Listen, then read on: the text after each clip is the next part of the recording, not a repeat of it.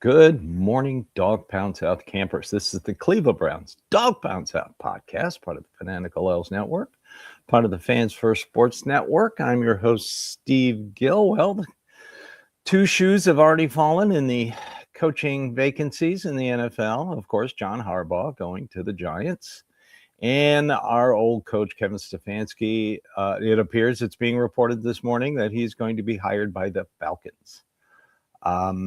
I hope he takes Bubba Ventrone with him.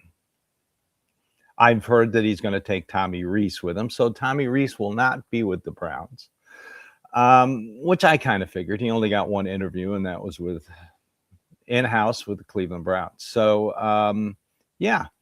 So 2 down, 8 to go. Right now, the Titans here in Nashville are scrambling to try to find somebody because they wanted Kevin Stefanski.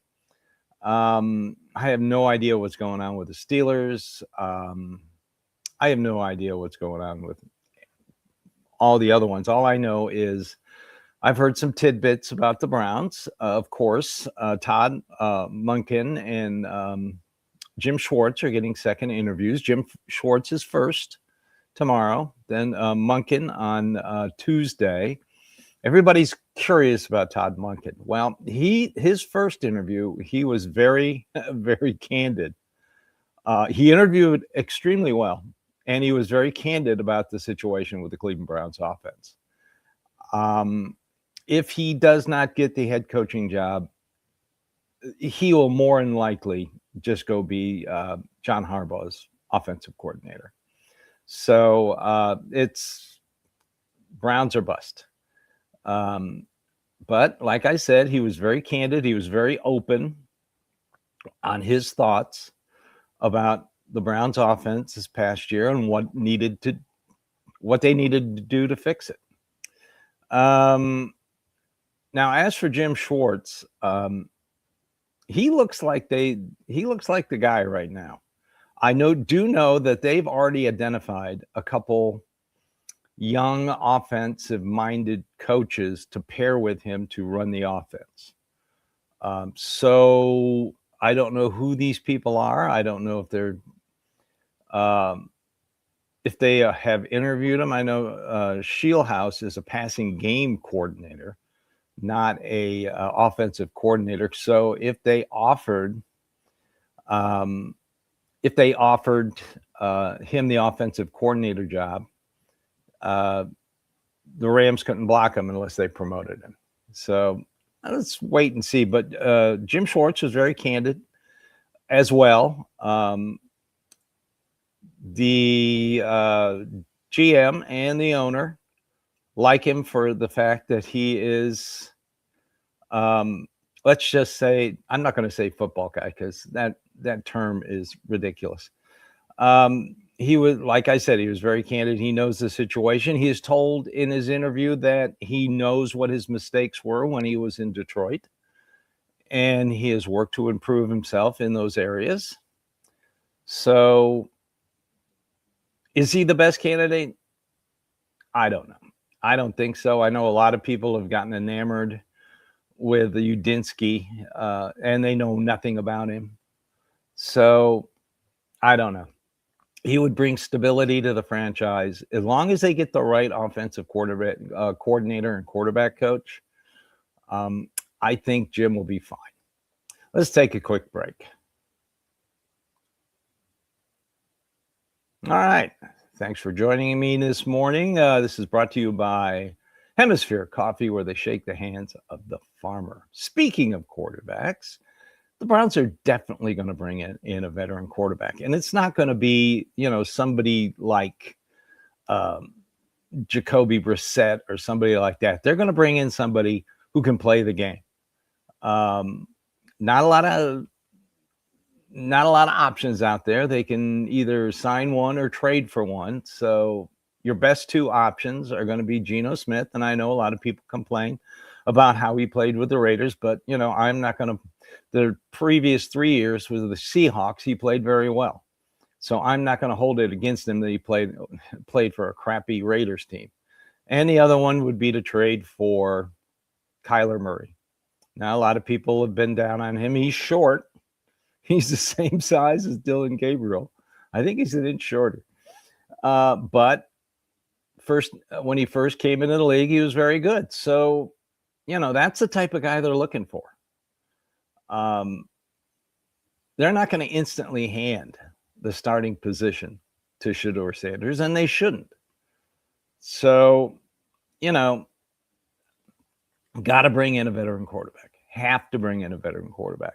Have to fix the offensive line, which they'll do, I hope, in free agency. Waiting for the draft is not fixing the offensive line. Being aggressive with trades and signings prior, when free agency starts, that's where you're going to build your team.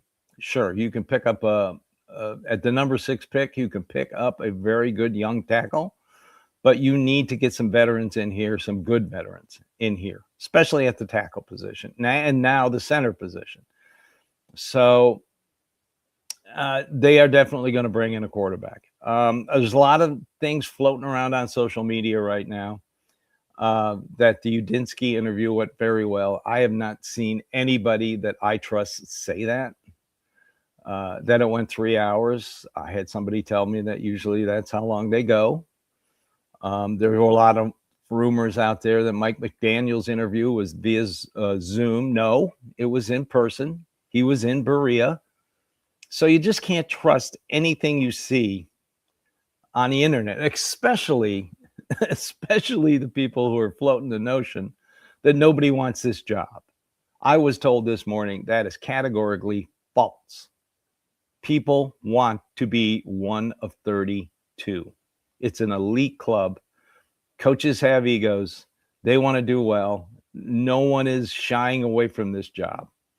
It is a wanted position. And now that Atlanta and the Giants have gone ahead and named their coaches, I don't know when this is going to happen. It could happen this week. We still got the Rams. They interviewed 2 guys off the Rams squad, so they're playing tonight against the Bears.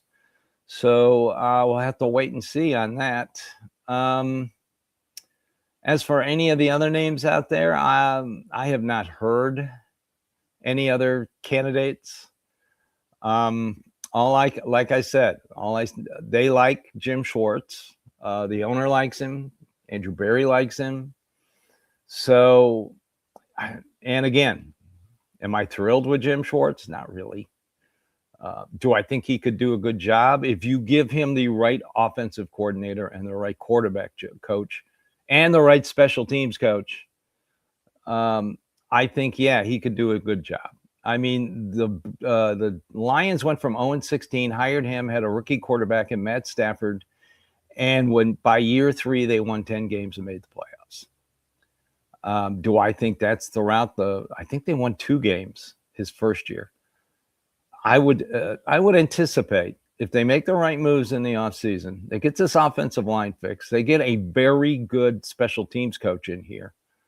I think this team could get good quickly.